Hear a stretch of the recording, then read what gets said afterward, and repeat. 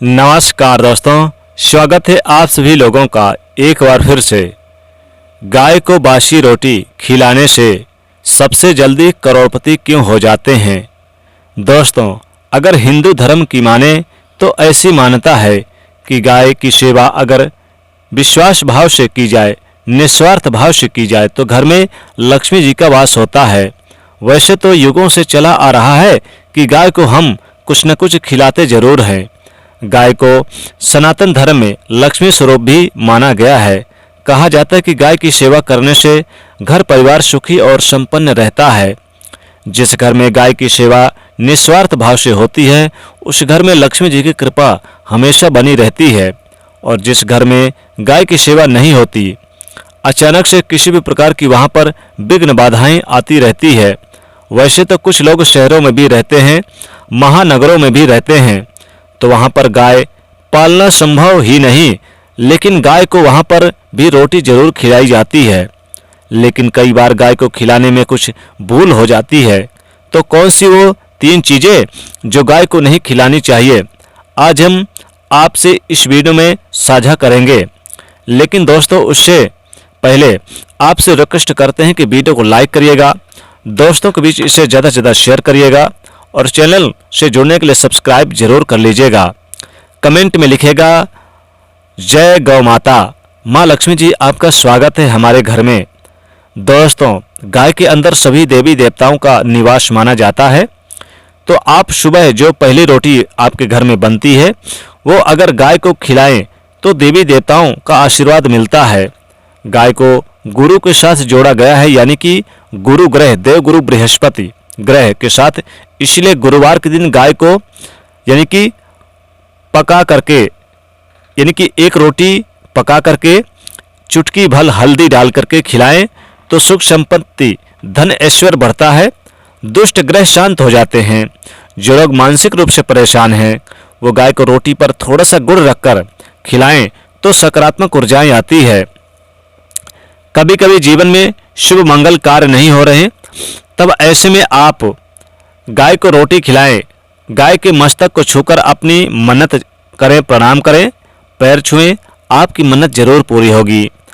तो दोस्तों, गाय को आप यानी कि जैसे कौन सी ऐसी चीज़ है जो आपको नहीं खिलानी चाहिए? सबसे पहले जब आप क्या होता है कि आप जूठन दे देते हैं, गाय को जूठन भोजन कभी ना दें, और जला भुना हुआ भी आप यानी कि भोजन ना दें।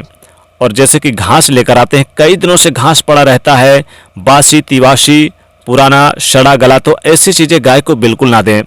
गौ माता हो जाती है नाराज, माँ लक्ष्मी जी हो जाती हैं नाराज। इसलिए इस बात का आप विशेष रूप से ध्यान रखें। और साथ ही साथ दोस्तों, जैसे कि आपके घर में बहुत सारी चीज़ें बासी पड़ी हुई है, भोजन अन्न पड़े हुए हैं, तो आप इन्हें भी ना दें। दोस्तों, अब जानेंगे गाय को यानी क्या नहीं खिलाना चाहिए। गाय को जैसे कि आप बासी रोटी भी नहीं खिलाएं, बासी भोजन ना खिलाएं, बासी चीज़ें बिल्कुल ना खिलाएं। और जैसे कि आपके घर में जो बहुत सारी चीज़ें पड़ी हुई हैं, ये चीज़ें ना खिलाएं। इस बात का आपको विशेष ध्यान रखना है। देखिए, गाय के मस्तक को छुए, रोजाना जब सुबह सबसे पहले उठें तो गाय को प्रणाम करें तो टेंशन खत्म होते हैं, कामयाबी मिलती है, लाभ मिलते हैं, स्वास्थ्य अच्छा रहता है। अगर आपको लगता है कि आपके सभी ग्रह खराब हैं, तो ऐसे में गाय को पहली रोटी खिलाएं घर की, जो आपके घर में पहली रोटी बने वो जरूर खिलाएं। सभी ग्रह धीरे धीरे शुभ हो जाएंगे। कुछ खिलाएं या ना खिलाएं, रोटी जरूर खिलाएं। हमारे देश में कई जगह देखा गया है और कई लोगों का प्रश्न आता है कि हम झूठी रोटी गाय को देते हैं, तो झूठी रोटी गाय को ना दें। आपके अगर जैसे मान लीजिए आज आपने शाम को बनाया और कल आप उसे गर्म करके ताज़ा कर लें, गर्म करेंगे तो ताज़ा हो जाएगी, फिर गुड़ रख के आप उसी को बासी रोटी कहते हैं। तो बासी रोटी में गुड़ रख के उसे ताज़ा गर्म करके खिला दें तो करोड़पति होने से कोई नहीं रोक सकता। क्या देखिए, जैसे कि गाय को झूठन कभी ना खिलाएं, क्या सही है क्या गलत? देखिए, हम झूठा खाना, बचा हुआ खाना गाय को तो खिलाते हैं, यानी कि जो बच जाता है वो गाय को हवाले कर दिया जाता है।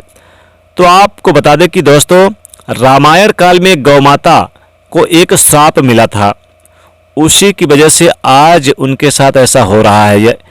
उसी श्राप की वजह से गौ माता में देवी देवताओं का वास होने के बाद भी उनमें झूठन भोजन उनको खाना पड़ता है। हालांकि ये किसी भी लिहाज से ठीक नहीं है। आपको बता दें कि वाल्मीकि रामायण में सीता द्वारा पिंडदान देकर दशरथ की आत्मा को मोक्ष मिलने का संदर्भ आता है।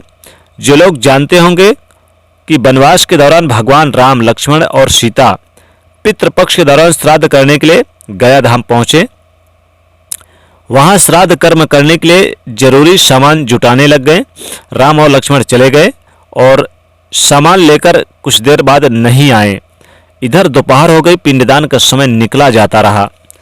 सीता माता घबराने लगी। तभी दशरथ की आत्मा ने पिंडदान की मांग कर दी। अब गाय के आगे फाल्गु नदी अकेली सीता जी मुश्किल में पड़ गई। उन्होंने फाल्गु नदी के साथ बट वृक्ष, केतकी के फूल और गाय को साक्षी मानकर बालू का पिंडदान बनाया और स्वर्गीय राजा दशरथ अपने ससुर के निमित्त पिंडदान कर दिया। थोड़ी देर में भगवान राम और लक्ष्मण जब आए लौटे तो उन्होंने कहा कि समय निकल जाने के कारण मैंने पिंडदान कर दिया। बिना सामग्री के पिंडदान कैसे हो सकता है, इसलिए राम और लक्ष्मण जी यानी कि नहीं माने, माँ से प्रमाण मांगा। तब सीता माता ने कहा कि जो फाल्गु नदी की रेत है, केतकी के फूल हैं, गाय हैं और बट वृक्ष हैं, ये मेरे द्वारा किए गए श्राद्ध कर्म के गवाही दे सकते हैं। इतने में फाल्गु नदी, गाय और केतकी के फूल तीनों इस बात से मुकर गए। उन्होंने कहा कि सीता माँ झूठ बोल रही हैं, सिर्फ बट वृक्ष ने ही सही बात कही। सच बोला बट वृक्ष ने। तब सीता जी ने दशरथ का ध्यान करते हुए उनसे ही गवाही देने को प्रार्थना की। दशरथ जी ने सीता माँ की प्रार्थना को स्वीकार करके घोषणा की कि ऐन वक्त पर सीता ने मुझे पिंडदान कर दिया। इस पर राम अस्वस्थ हुए, लेकिन तीनों गवाही झूठी द्वारा बोलने पर सीता जी ने उनको क्रोधित हो गई और उन्हें श्राप दिया। फाल्गु नदी से कहा कि जा, तेरा नाम सिर्फ नदी रहेगा, लेकिन तुझ में पानी कभी नहीं रहेगा। इस कारण से आज भी आप जानते होंगे, जो लोग जानते हैं, फाल्गु नदी आज भी यानी गया में सूखी ही रहती है। गया को श्राप यानी कि गाय को श्राप दिया कि तू पूज्य होकर भी लोगों का झूठा खाएगी, और केतकी के फूल को श्राप दिया कि तुझे पूजा में कभी चढ़ाया ही नहीं जाएगा। बट वृक्ष को सीता माँ ने आशीर्वाद दिया कि उसे लंबी आयु की प्राप्ति होगी और दूसरों को छाया प्रदान करेगा, तथा पवित्रता जो स्त्री तेरा स्मरण करके अपने पति की दीर्घायु की कामना करेगी। यही कारण है कि गाय को आज भी झूठा खाना पड़ता है। दोस्तों, शास्त्रों के मुताबिक गौ माता में सारी देवी देवताओं का निवास होता है। 33 करोड़ कोटि देवी देवता इसमें निवास करते, पितृ निवास करते हैं। अगर आप भी किसी मंदिर में नहीं जा सकते, पूजा पाठ नहीं कर सकते हैं, कहीं जाकर के ग्रह दोषों का निवारण उपाय भी नहीं कर पाते हैं, तो आपको एक यानी कि रोटी जरूर आपको गाय को खिलानी चाहिए। हमेशा कहते हैं कि पहली रोटी गाय के लिए अगर आप भी खिलाते हैं तो दुनिया में सुखों की प्राप्ति होगी, दुनिया में लाभ होगा और आपको करोड़पति बनने से कोई नहीं रोक सकता। तो गाय को आप यानी कि बासी रोटी तो खिला सकते, लेकिन उसे गर्म करके खिलाएं। अगर आपको करोड़पति बनना है, धनवान बनना है, तो आपको ज़रूर खिलाएं। रोटी आप ताज़ी बना लें, ताज़ी रोटी बनाकर आप गाय को खिलाएं तो सोने पे सुहागा, माँ लक्ष्मी कृपा वर्षेगी, माँ लक्ष्मी दौड़ी दौड़ी चली आएंगी। माँ लक्ष्मी कृपा से कभी भी घर में अन्न धन की कमी नहीं महसूस होगी। आप क्या करें कि सबसे पहली रोटी बने, पहले तो नहा धोकर सबसे पहली रोटी बना लें। रोटी में थोड़ा सा गुड़, थोड़ी सी हल्दी रखकर गाय को आप माता लक्ष्मी जी का स्मरण करें और गौ माता का स्मरण करें, अपनी कार्य सिद्धि की स्मरण करें, फिर गौ माता को खिला दें। तो गौ माता को ऐसा करने से आपको विशेष लाभ होता है। तो दोस्तों, वीडियो पसंद आए तो लाइक करिए, शेयर करिए और चैनल को सब्सक्राइब करिएगा। जय माँ लक्ष्मी।